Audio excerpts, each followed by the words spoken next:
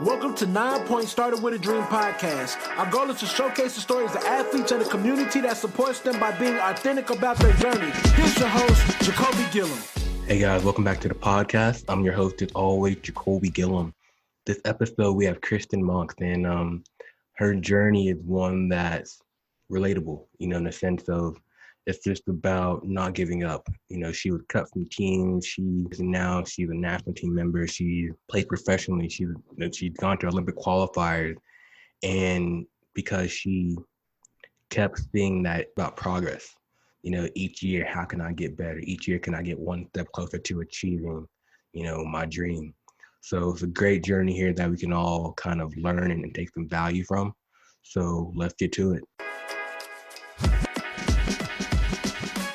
So Kristen, the question that everyone that comes on is, when you're younger as an athlete, what was like your biggest dream or goal you wanted to achieve? When I was young, I don't even know if I had the dream that I was going to be a professional volleyball player, professional athlete. I kind of grew up in a very athletic family, and so sports was just always a part of our lifestyle. So I never really knew, initially it was like, I'll grow up and eventually I'll be like a teacher or a firefighter. And that was kind of like the thoughts, like go through school, get a job. And so like national team and pro wasn't my initial thought. And then probably like high school, I started thinking about it and kind of seeing other athletes in that role. And both my parents were kind of part of the national team as well, but it still wasn't really a thought that I could be there. And so kind of going into college, I think I had a couple of people put bugs in my ears of pro and national team. And that's when I was like, that would be pretty fun. Like I could go do that. Yeah. And so it was probably a little, my provincial teams and different club teams that I was part of in high school. I didn't necessarily make those teams right away.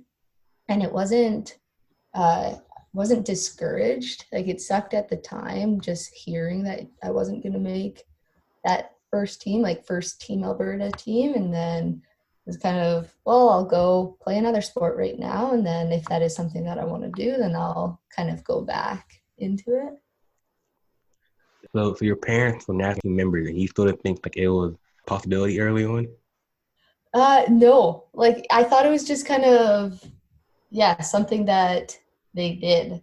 And it wasn't, my mom, like they kind of both quit just before the year they were going to make the Olympics. And so I wouldn't say in Canada, like right when I was growing up, like the national team was like this huge thing, which I feel like that is starting to change within Canadian culture, is that like the national team is a big deal. Like it is, like you earn a spot on the national team. The Maple Leaf, got to rock the Maple Leaf. Exactly. Yeah. Yeah. So when you get to high school, you started seeing, more athletes and kind of got a little bug of like, I can do this. What was like your process on how to become, better, or how to, achieve that next level of success in your sport? So probably grade 10 or 11, my parents kind of sat us down and they said that you had to choose a sport. All my sisters and I, we played like every sport we could, from like school sports. We played hockey, and they kind of just sat us down and they said, okay, like if you do want to pursue a sport, you need to pick the sport you want to play and kind of just like focus your time and energy into that sport. And I kind of thought, I was like, oh, like I could play basketball or hockey. But volleyball was like, my whole family played volleyball, and I don't think it was ever really a question, but I was like, oh, well, I do have the chance to make a decision. So, but it was for sure volleyball. And probably grade 11, we still played school sports, but outside of school, we started driving into the city. I'm from a small town an hour east of Calgary. And so I have a twin sister, and we would drive into the city for kind of a higher level club team. So yeah, we would drive four times a week in for practices and stuff. And that was kind of like the big change of like pursuing, like knowing what it kind of takes to pursue a higher level. And that was kind of like the first little step into it.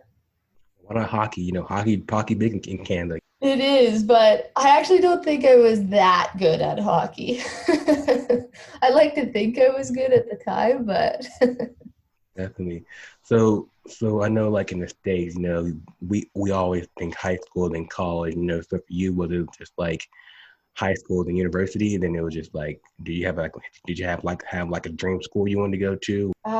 So my parents and my older sisters all four of them went to U of C, and they played volleyball there as well. And so that was a thought, which, that's University of Calgary, and that's kind of like the club that I was playing for. That was kind of like the feeder into the University of Calgary. And so I think that was a thought. And then when we kind of got into our grade 12 year, that wasn't really an option for either my twin or I. So we started thinking about other schools. And for me, like the only thought, so we have college and then university. We have the college league and then the university league. And the university league is a higher level of volleyball and athletics. And so my thought was like, there's no way I'm going to college. Like it was the only thought was university. Like I'm going out of high school, I'm going straight to university because like that's the highest level. And I actually didn't get a lot of offers out of high school. I was, like it was pretty disappointing. I got a couple college offers, but the universities that I wanted to go to, they just had a full roster and there wasn't a libero spot. So I was like, oh man, like what am I going to do? Like I don't want to go to one of the lower universities. And so I had a coach contact me from the college, the ACAC league. And he said, like, we would love to have you a part of the team. And I was like, like, I can't go to college, like, no. But then it was kind of just like that was my thought at first. And then, like, kind of sat down with this coach and I was like, my goal is to go to university, and college isn't necessarily that spot. And he was just like, we'll get you to university. And if you want to come to play for me, like I'll do anything we can to get you to that spot. And so there's something that just switched in my mind, and I was like, you're right. Like I'll come play for you. And this coach also played for the national team. So I think he kind of got where my mind was at. And so I signed with Medicine Hat College, and I was like, okay, I'm only going there for a year. And then after that year, I'm going to play CIS volleyball. And then I just loved it. And I loved the team and the city that I was living in. And I was learning so much. I was getting playing time and just like gaining that experience for like leadership that I don't think I would have. Like looking back now, it's easy for me to just like see that. But at the time, I was just like in this environment where I was growing so much. And so the first year I stayed in Medicine Hat at the college, and then I decided to stay a second year, and I was kind of left side libero in my first year of college, and then switching into my second year, I was just a libero, and then just focusing going into CIS, I took that role. And like, yeah, even the college to university, going to university still wasn't easy. So as you're starting this journey, what was like your drive, that made you to say, I'm gonna keep going for this goal to get into university? Yeah, I'd like to say I was blissfully ignorant. And I was gonna, like, when I got cut from these teams and like these dreams that I had my family and this support that, like, that's what I was just surrounded by. And they had gone to university and my parents had gone to university. So it was just always like, that's what I'm gonna do. And I started like getting cut from the team, and I was saying it was disappointing at the time, but I was just in this like mindset of like, well, this is the path I'm on, and like I'm having fun and I'm working hard, and like that was the mindset that I had, that it didn't matter kind of if I had to be like rerouted a little bit, like that was going to be and so it didn't, just because a coach told me at that time that I wasn't good enough, I wasn't just gonna change my path completely. Like I wasn't just gonna give up. Like that in my mind just wasn't an option. It was just like, oh, like I'll come around this way and I'll get there eventually. I think for me, when I was cut, like if I was like in college, it was like an ego thing for me. Because it was like the first time a coach told me like literally that I wasn't good enough to be on a team. And that like burned a hole in me, because it was this real life. I was almost embarrassed because it was all my friends that come here know that I wasn't good enough. Like people on campus know that I wasn't good enough. So for me, it was almost like soul searching. Totally. And were you like, did you get back onto it? Like, did you make the team again, or what was your mindset after that? I made the team my sophomore year. So for me, it was almost like made me work harder.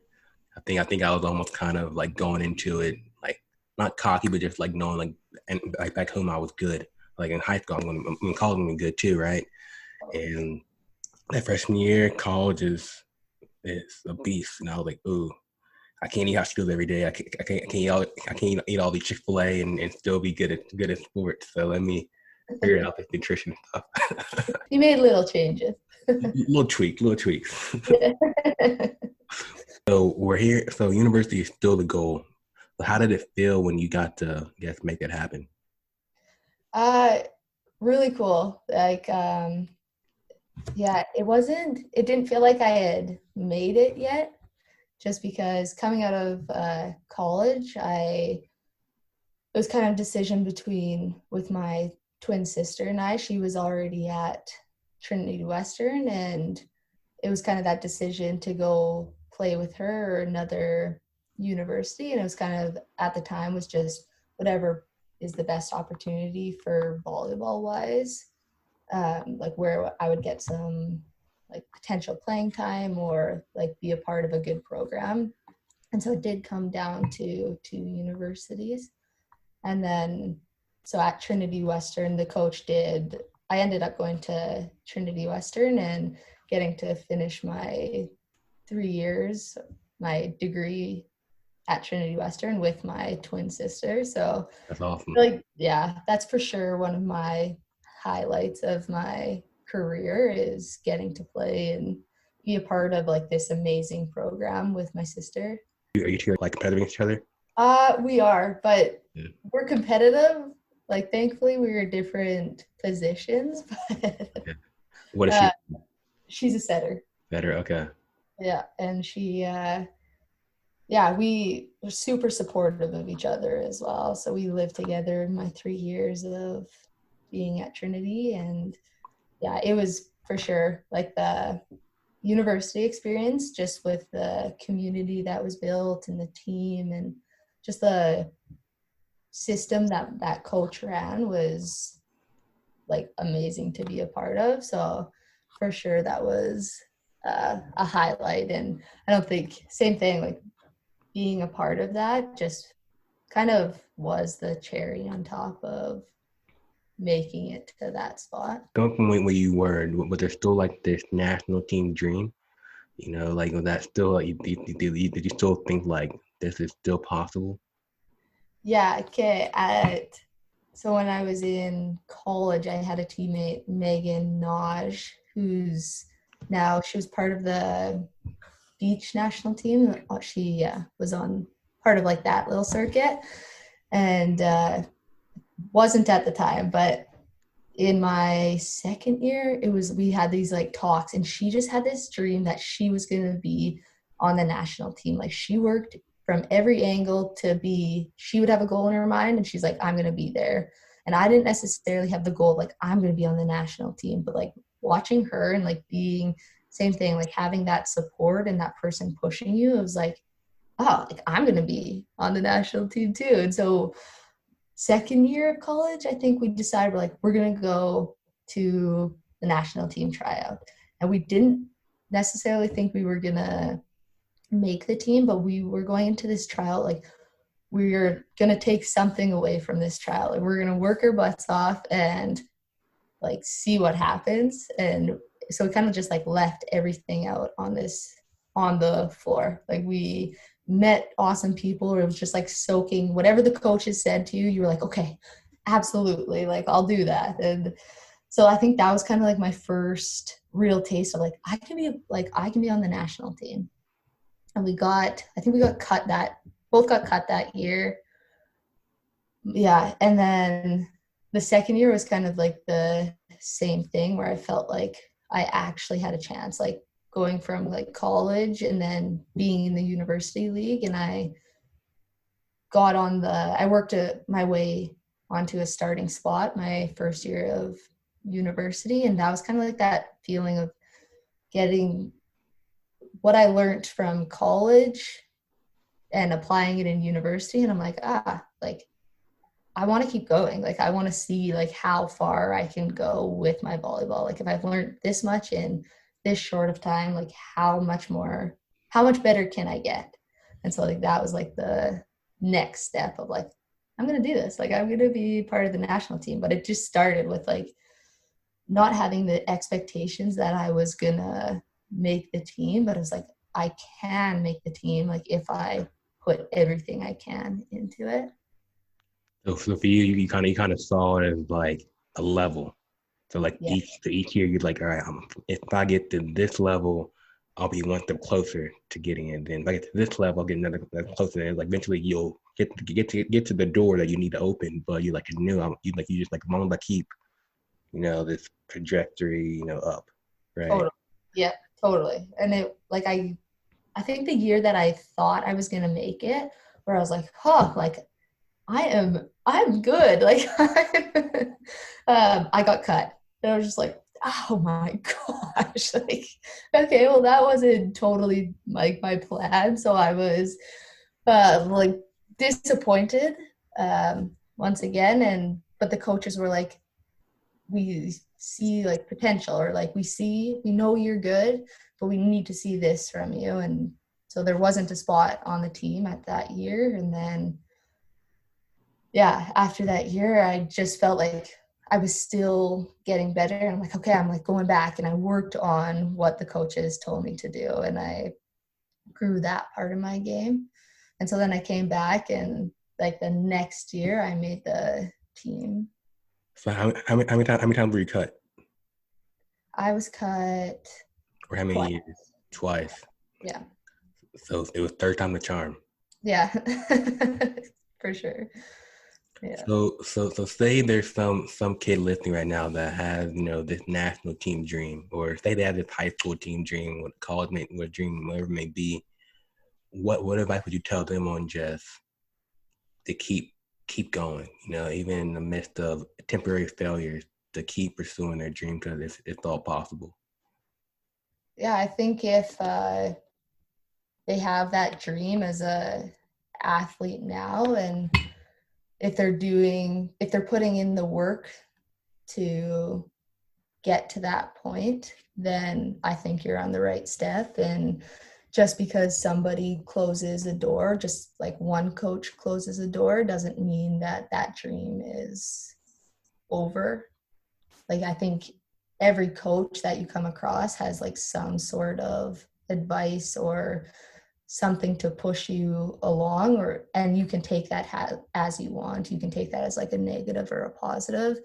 When I got cut from a team and a coach was like you're not good enough, I was like, okay, like I'm not good enough right now, but like I'll show you that I am good enough, or I'm going to be good enough. And so like maybe he was right that I wasn't good enough at that time, but it wasn't just gonna close that or cancel those dreams in my mind. I'm hyped right now. I want to go. I want to be an athlete somewhere now because I'm. Yeah, I'll go back too. Don't, It's easy to say it right now, but at the time, like, it is hard. Like, if I'm to put myself back in those shoes of like little Kristen, like, I didn't get it at that time, and I love reflecting on it now.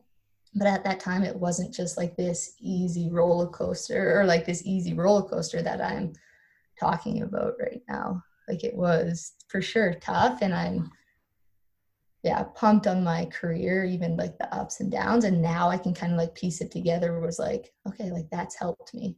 That's helped me along the way. Like, that made me a better athlete. It's almost like looking back and thinking like, dang, I'm pretty cool. I'm pretty dope the way I kind of made it happen, right? Totally. Yes and no. There's different takes. All right, I respect that. Once you made it, whether it's like, yo, I'm now a national team member. I've achieved this goal. Then did a new goal come, or is it almost just, all right, we're good? No, for sure the learning like never stopped for me. Of just like every teammate that I got to play with and coaches, it was always like, okay, like what can I learn? Like, what can I learn from them? Like, how can I be a better teammate? And I think that was, somebody asked me like what's been like the biggest change or throughout from like the beginning of your national team career to the end of your national team career. And I think it's been like my leadership and like the experience that I got from the years of playing. Was I came in as this wide-eyed athlete, and I was just like, okay, like what can I learn? What can I learn?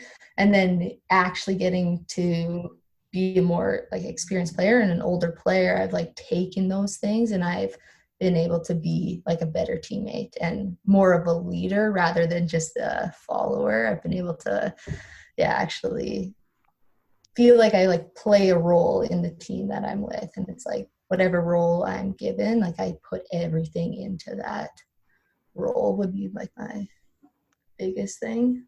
So with your national team journey, what is the most memorable game that you have, or your most memorable moment that you have?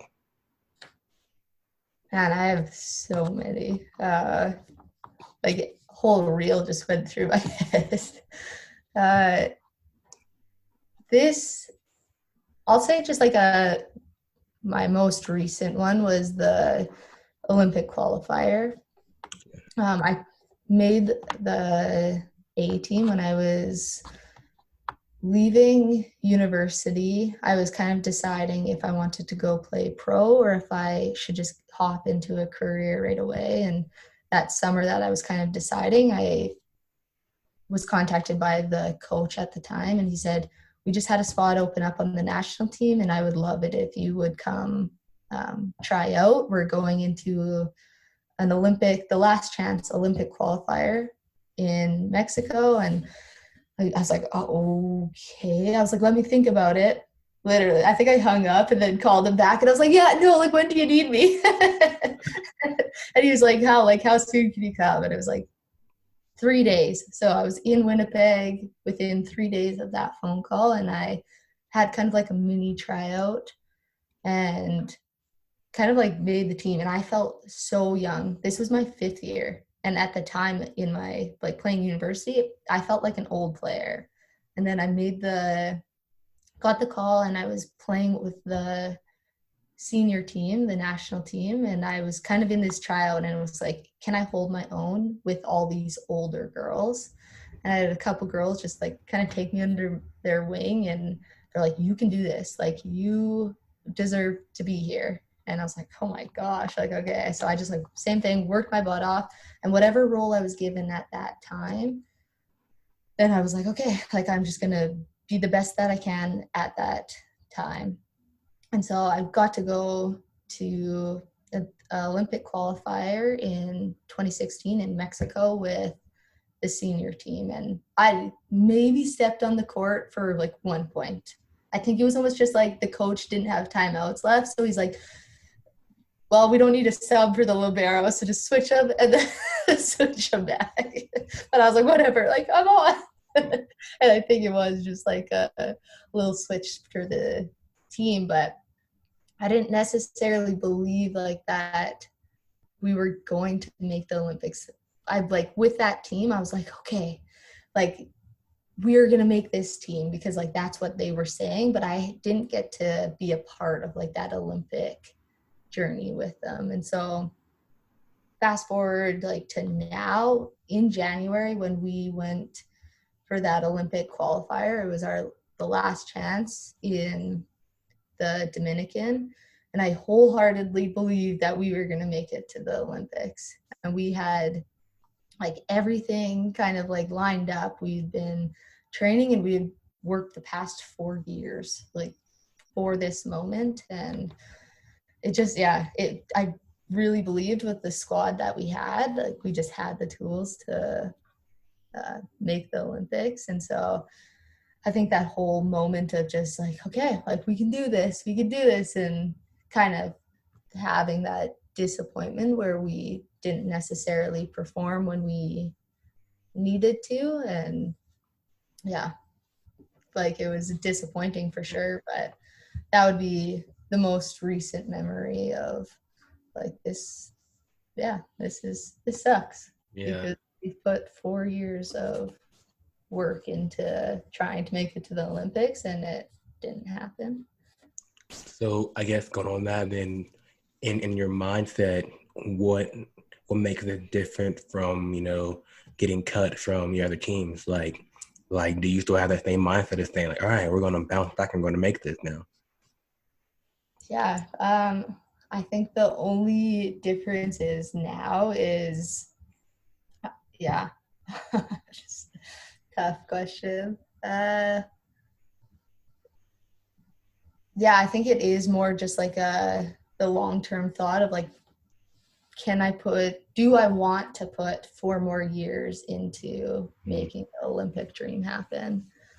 And yeah, it's really hard to work. And I know there's other athletes that have worked way longer to make it to the Olympics, but yeah, I have been part of the national team for 8 years now. So it is that decision of like, if I want to make it happen, then I will have to put in another 4 years. And I'm not sure if I'm ready to, I'm not closing that door right now, but kind of just like evaluating how things. Because it's like, so for you, is it almost like just continuing just your pro journey, or just kind of just hanging up the jersey and all, and just, live that next chapter of Kristen's life? Yeah, that is the decision. I think it would be, currently I won't be taking a pro contract. Like I've just decided that it is like time for me just to start thinking of what I want to do, but I'm not closing like the national team door. Yeah, so I'm just making that decision right now. Don't want to fully announce my retirement, but that like I am thinking which route I want to take right now. You never retire, like Michael Jordan. He had a few years off. He played some golf and came back. Sure. So that's what I'm thinking right now. No, but if I do decide to stick with the national team, then I don't think I would go play pro, but I would see like being in Calgary right now, can I make it possible to be like the best that I can be? And if I don't believe that I can do that, then I think that's when I would have to hang up the shoes. Definitely. And too like with everything going on, it's kind of safer to be like kind of like in less travel, right? So it's almost like in that way, in a sense. Yeah, it is such an interesting year to be traveling and everything, but I do have a few teammates that have already gone overseas, so leagues are going forward. Yeah. Very cool. Yeah, So and I feel like I'm missing traveling and going to play pro, but yeah. what's been your best spot that you played at, Uh, or that you enjoyed the most? I would say. uh, there's like pieces of each country that I've been in that I've absolutely loved. Like I loved being in the Philippines, and I had the Filipinos or the teammates that I had are awesome. And then the fans are crazy in the Philippines. So like that was a really cool part where it was like I'm a star on the team, and they're like, yeah, they didn't really care how you performed. They still just like loved who you were. So like that was a fun environment to play in. But I'd say my last year in Finland, the culture there, I just loved being a part of that. I lived in a small town in the north of Finland called Kuusamo, and it was, yeah, I just loved it. Being in a small town, I'm from a small town, so I felt like I was more myself, and which just like helped me perform better on the court as well. I was doing some research for the interview, and I saw this video. I think it was like a PSL. I think they called it, right? Oh my gosh, the interviews. I also, getting to this point, like that's also been a growth for me. The beginning of Medicine Hat, my interviews, I could barely say where I was from. Like there's probably a blooper reel out there that has me like stuttering or not even being able to say I was from Standard, like where I grew up. And then PSL, I had so many interviews, same kind of thing where I was like, I am so uncomfortable doing this interview right now. Man, hosting the podcast, like episode 1, I was like, should I really do this? I was like, I couldn't say like one sentence. It was just bad. So I feel you on that whole. You got the growth. That's the growth, you know. I got the edits on Apple right now, so they're always be public domain. So it'll taught me one day. Kind of nice. You can see how far you've come. Yeah. So I guess there's one more question for you then. So if you can go back in time and talk to the younger you, what advice would you give yourself about the journey ahead? I would tell little Kristen that kind of just like take it all in, like the people that you meet and the coaches that you come across, like you have something to learn from everybody. And just because those, like you will have disappointments and you're going to have like triumph, that enjoy like all of it and take something from each of those experiences. Definitely. Yeah. Definitely. All right. So I want to start like a jersey wall, like with all my guests. So how do I get a Kristen Moncks national team jersey? You just send me your address. I probably have one or two. Oh, snap. Okay. Cool. Awesome. And then the last question for you, before I let you go, where are you at social media wise? People can kind of find more about you and your journey and what you're up to next. I can't say my Instagram is always up to date, but probably at Kristen Moncks. Okay. Find me there. Yep. Awesome. Kristen, it's been great talking with you and learning more about your story. You know, and I think people are gonna listen to your story, they're gonna get inspired because it's about just not giving up, you know. And I think you were cut. At first you didn't really think you were gonna play sports, you know, freshman year, like, hey, I can do this. I'm pretty good. So I think it's a relatable story for sure. For sure. And I feel like a lot of it came from my community and the support I had. And so just finding those right people that kind of motivate you and support you through all that. It's that twin power, right? Totally. It was super helpful. Want to shout her out? Yeah, Lauren Moncks, at Lauren Moncks. At Lauren Moncks. You the MVP. Well, the co-MVP. Yeah, seriously. Yeah. Thanks so much for having me on. Thank you. Well, enjoy the rest of your day. Talk to you later. You as well. Yo, thanks for listening to this episode of the 9 Point Started With a Dream podcast. If you enjoyed this episode, please comment, share, leave a review. We would love to hear your thoughts. You can find more athlete-driven content at 9point.com. Till the next episode, you're only one opportunity away. Peace.